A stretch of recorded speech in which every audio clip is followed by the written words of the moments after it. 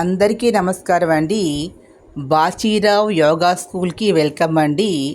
యోగాకు సంబంధించి ఈరోజు పాఠంలో యోగాలో రెండు రకాలైనటువంటి ఉన్నాయి, రెండు విధానాలు ఉన్నాయి. ఒకటి శారీరక పరమైన, రెండు మానసిక పరమైనటువంటిది. శారీరక పరమైనటువంటిది మనం ఆసనాలు వేయడం ద్వారా మనం చేయవచ్చు. దీనికి పతంజలి మహర్షి యోగ సూత్రాల్లో ప్రతిపాదించారు. అయితే ఇక్కడ రెండో విధానము మానసిక పరమైనటువంటిది. అందరూ కూడా శారీరక పరమైనటువంటి ఆసనాలు అనేటువంటి వేయలేరు. అంత మాత్రం చేత వారు ధ్యానానికి అనర్హులని కాదు.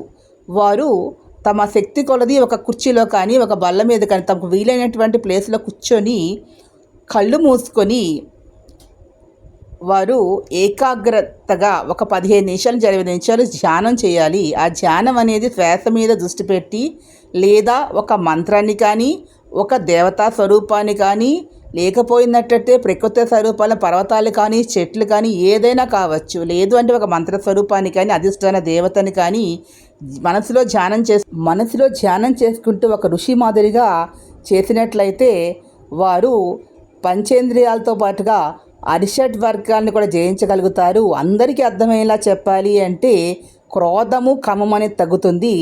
తద్వారా వారు మానసికంగా ఆరోగ్యంగా ఉంటే, ఒత్తిడి లేకపోతే శారీరక ఆరోగ్యంగా ఉండి, తద్వారా జీవితకాలం పెరుగుతుంది.